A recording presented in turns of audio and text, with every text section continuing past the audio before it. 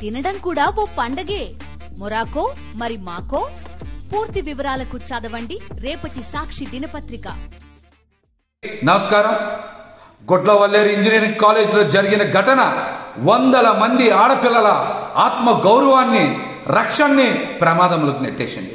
ఈ ఘటన మీద కూటమి ప్రభుత్వం సిగ్గుతో తలదించుకోకపోగా ఇంకా అక్కడ ఏమి జరగలేదని జిల్లా ఎస్పీ గారితో ప్రకటన చేయిస్తా ఉన్నారంటే ఆడపిల్లల ఆత్మ గౌరవం అంటే మీకు లెక్కలేదని, ఆడపిల్లల రక్షణ మీద మీకు బాధ్యత లేదని మీ యొక్క బాధ్యత రాహిత్యమైనటువంటి ప్రకటన చాలా స్పష్టంగా తెలియజేస్తా ఉంది.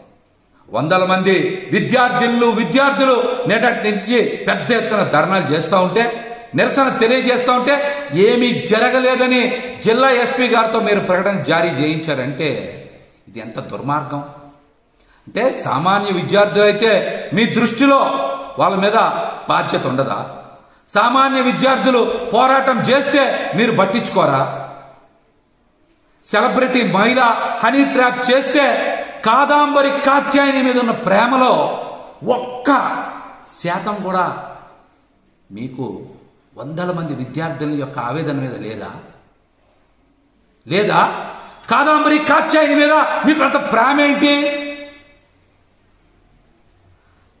సామాన్య విద్యార్థుల మీద మీకు కనీసం బాధ్యత ఉండదా?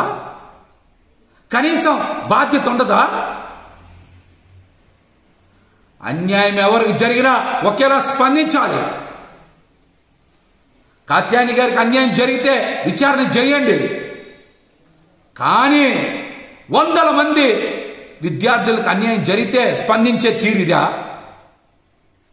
మంత్రి నారా లోకేష్ గారికి ట్విట్టర్ వేదికగా వారి ఆవేదనని నిన్న రాత్రి తెలియజేస్తే ఈ రోజు ఉదయం వరకు స్పందించడానికి, వారికి న్యాయం చేయడానికి నారా లోకేష్ గారికి తీరిక లేదా? విచారణ జరిపిస్తామంటున్నారు. అక్కడ వందల వీడియోలు ఇబ్బంది పడేలాగా తీశారని, అవి ఎక్కడికి బహిర్గతం కాకూడదని విద్యార్థులు పెద్ద ఎత్తున వాపోతుంటే విచారణ చేస్తామంటున్నారేంటి? ఇది మీకు అంత అర్జెంట్ అనిపిస్తలేదా? ఈ ఘటన మీకు అంత ప్రాముఖ్యం అనిపించట్లేదా? కాదాంబరి కాత్యాయని ఘటనే మీకు అంత ఇంపార్టెంటా?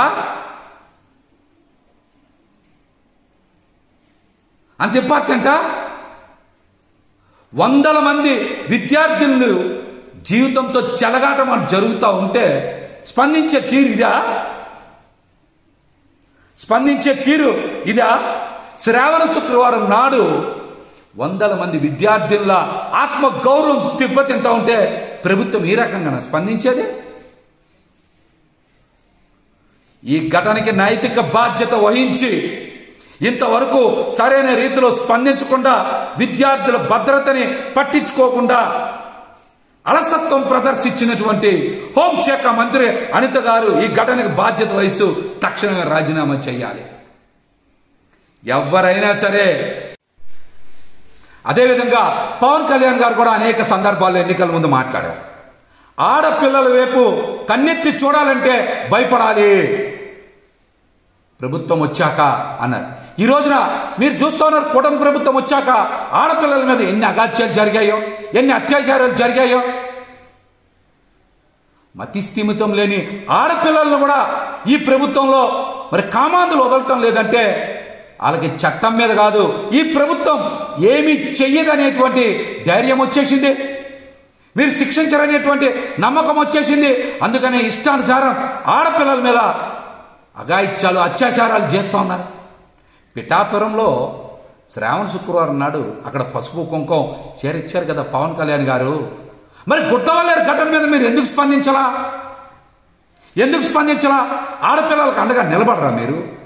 ఇష్టానుసారం అఘాయిత్యాలు చేసిన ఇట్లాంటి సీక్రెట్ కెమెరాలు పెట్టి ఆడపిల్లల ఆత్మ గౌరవాన్ని మరి రోడ్డు మీదకి తెచ్చేదాకా వాళ్ళు ప్రవర్తిస్తూ ఉంటే మీరు స్పందించరా?